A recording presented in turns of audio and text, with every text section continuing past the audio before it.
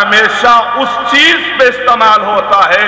مثلاً ہمارے ہاں لفظ ارسال خط پہ استعمال ہوتا ہے، تو خط جسے بھی ارسال کیا جاتا ہے اسے خط لکھا پہلے جاتا ہے، ارسال کیا بعد میں جاتا ہے. تو یہ لفظ ارسلنا بتاتا ہے کہ اللہ نے نبی کو مصطفیٰ کو بھیج کے نبی نہیں بنایا، نبی بنا کر بھیجا.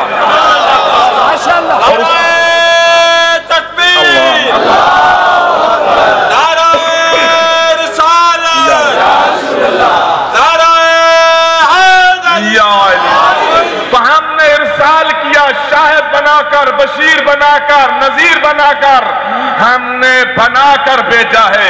بھیج کر شاہد و مبشر و نذیر نہیں بنایا، بلکہ ہم نے بنایا پہلے تھا، بھیجا تمہارے درمیان بعد میں. کیوں بھیجے ہم نے؟ لِتُؤْمِنُ بِاللَّهِ، تاکہ تم اللہ پر ایمان لے آؤ. یعنی اللہ پہ ایمان لانے کی شرط اول یہ ہے کہ بندہ مصطفیٰ کو آنے سے پہلے بشیر بھی بانے، نذیر بھی بانے.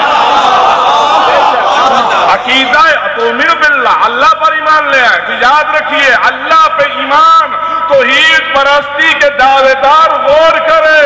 نبی پہ یاد رکھیے اللہ پہ ایمان لانے سے پہلے ضروری ہے کہ بندہ مصطفیٰ کو آنے سے پہلے بشیر مانے، نذیر مانے.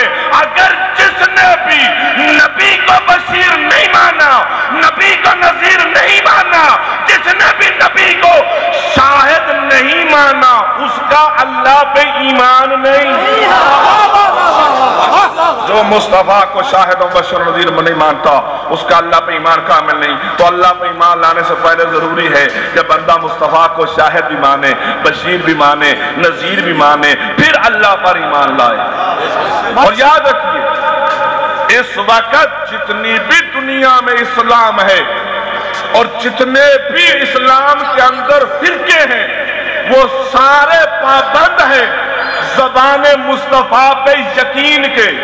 یاد رکھیے جنت کسی نے دیکھی نہیں، لیکن بستر لے کے در در پھرتے کیوں ہیں؟ کہ مصطفیٰ نے کہا ہے. جہنم ابھی کسی نے دیکھی نہیں، لیکن منبر پہ بیٹھ کے ڈراتے کیوں ہیں؟ کیونکہ مصطفیٰ نے کہا ہے. ابھی شیطان کو کسی نے دیکھا نہیں، لیکن مانتے کیوں ہیں؟ کہ مصطفیٰ نے کہا ہے. اللہ کو کسی نے دیکھا نہیں، لیکن مانتے کیوں ہیں؟ مصطفیٰ نے کہا ہے. تو دنیا والوں جب اللہ سے لے کے قیامت تک کو مصطفیٰ کے کہنے پہ مانا ہے، اسی مصطفیٰ نے کہا ہے علی مولا ہے. شاہد و مبشر و نذیر بنا کے بھیجا تھا کہ تم اللہ پر ایمان لے آؤ. ایمان لانے کے بعد کرنا کیا؟ بعد از ایمان عمل شروع ہوتا ہے. لِتُؤْمِنُ بِاللَّهِ، اللہ پر ایمان لے آؤ تاکہ تم اللہ پر ایمان لاؤ. پھر کیا کرنا ہے؟ وَتُعَذَّرُوهُ، تم پہ لازم ہے کہ تم میرے اس نبی کی جسے میں نے شاہد و مبشر و نذیر بنا کے بھیجا تھا نا، وَتُعَذِّرُوهُ، تم اس کی عزت کرو. وَتُوَقِّرُوهُ، پھر تم میرے اس محبوب کی توقیر کرو. تو عزیزان من، عزت مصطفیٰ کا حکم قرآن میں، توقیر مصطفیٰ کا حکم قرآن میں. تو یاد رکھیے عزت ہوتی ہے دل سے، توقیر ہوتی ہے نظر سے. توقیر کا معنی بلند کرنا، تو کہتا ہے دل سے محبت کر اور نظر میں بلند کر. تو عزروہ، عزت کرو، وتوقروہ، اس کی توقیر کرو. اس کے بعد کیا کرو؟ وتسبحوہ، پھر تم میری تسبیح کرو بکرۃ و اصیلا، چاہے صبح کرو چاہے شام کرو، لیکن میری تسبیح سے پہلے میرے نبی کی عزت کرو، میرے نبی کی توقیر کرو. یعنی اللہ نے اپنی عبادت کو بعد میں رکھا ہے، مصطفیٰ کی عزت و توقیر کو پہلے رکھا ہے. اس کی عزت و توقیر کو پہلے رکھ کے اپنی عبادت کو اللہ نے بعد میں رکھ کے بتایا کہ یاد رکھو عبادت اسی کی قابل قبول ہے جس کے دل میں عزت رسول ہے.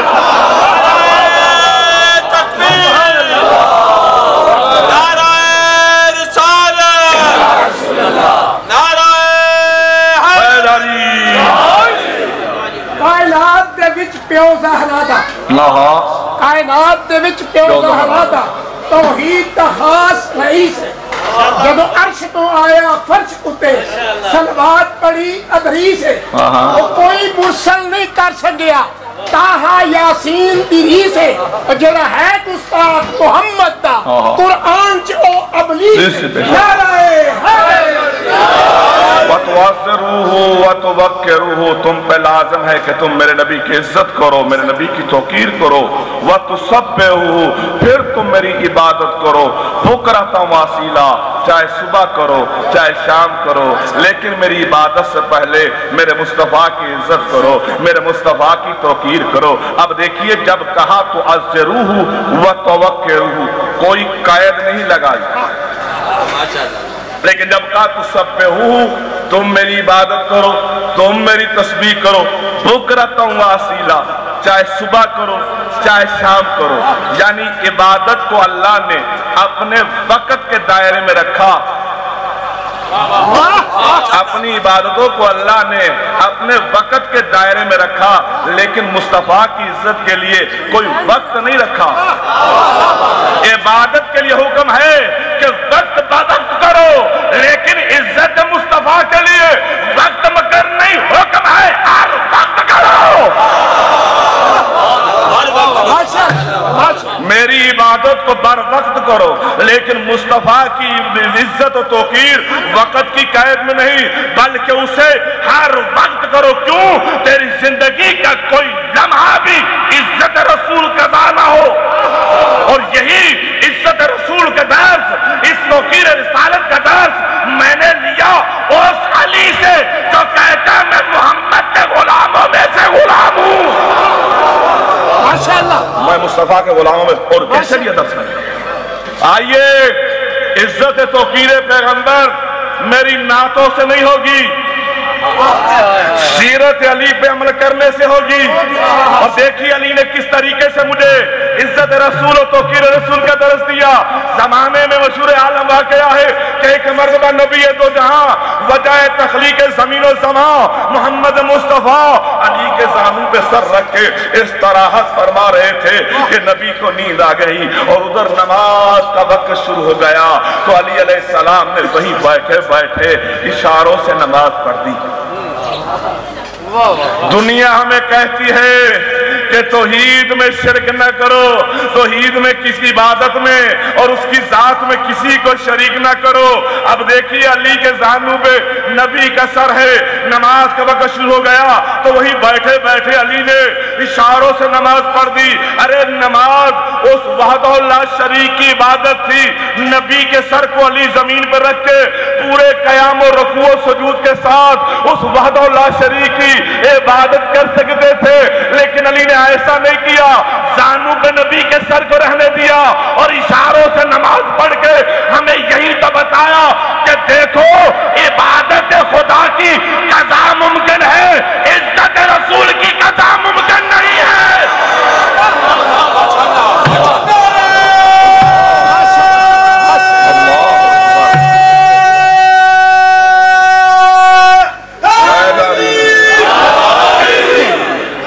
عبادتوں کے مراحل سے بھی گزر دیکھو عبادتوں کے مراحل سے بھی گزر دیکھو اور بغیر حب علی اس طرح بھی کر دیکھو فرشتے تم سے کہیں گے فرشتے تم سے کہیں گے نمازیوں ٹھہرو کہا تھا کس نے یہ تم سے ادھر دیکھو عزت رسول کی یاد رکھیے علی نے اپنے کردار و عمل سے بتایا اشاروں سے نماز پڑھ کے بتایا کہ دیکھو عبادت خدا کی قضا ممکن ہے عزت رسول کی قضا ممکن نہیں کیوں عزت رسول ہر وقت کرو ہر لمحہ کرو اور یہی وجہ ہے کہ دنیا والوں عزت رسول کیا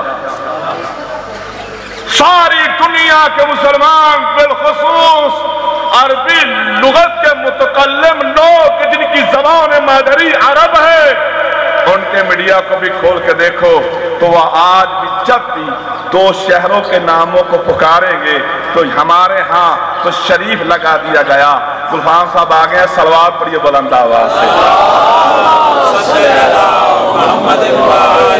بس احمد تمام کر دی جناب آپ کی. درود پڑھیے بلند آواز ان کے استقبال میں. برائے صحت و سلامتی خطیب الاثر بلند صلوات. آپ تسلی ہوگی آپ لوگوں کی میرے خیال میں.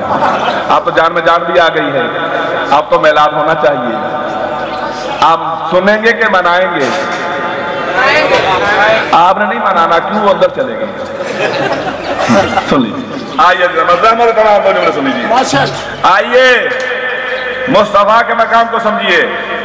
پوری دنیا کے عرب لوگ جب بھی مکے کے نام کو لیں گے تو آپ شریف کہتے ہیں, وہ نہیں کہتے. کیوں؟ شریفوں سے پالا پڑا رہتا ہے آپ کا. وہ لوگ کہتے ہیں مکۃ المعظمہ, مکۃ المعظمہ, مدینۃ المنورہ.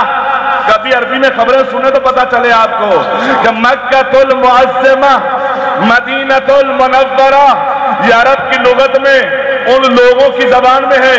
وہ جب بھی مکے کو کہیں گے تو مکۃ المعظمہ کہیں گے. یاد رکھیے جس شہر میں میرے نبی دنیا میں آئے وہ شہر مکہ ہے, اور جس شہر میں نبی نے مسکن بنایا وہ مدینہ ہے. جس شہر میں آئے وہ مکہ ہے, جسے مسکن بنایا وہ مدینہ ہے.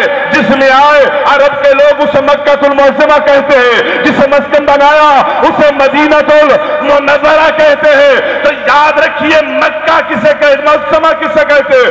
معظمہ جمع ہے معظم کی. معظمہ جمع ہے معظم کی.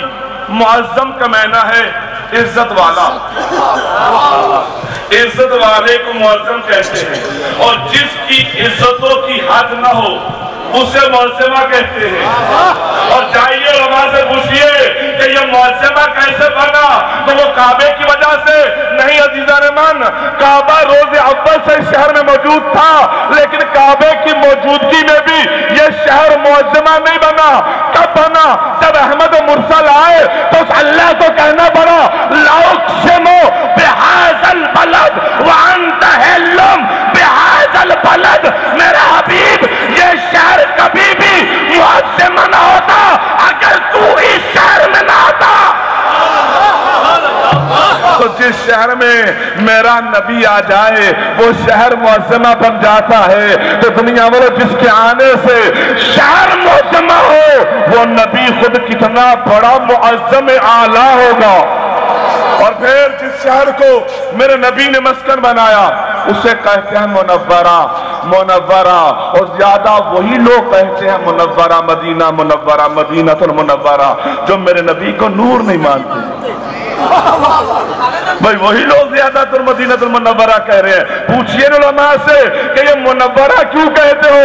وہ اس لیے کہتے ہیں کیونکہ اس شہر کو مسکن بنایا مصطفیٰ نے. تو دنیا لو جس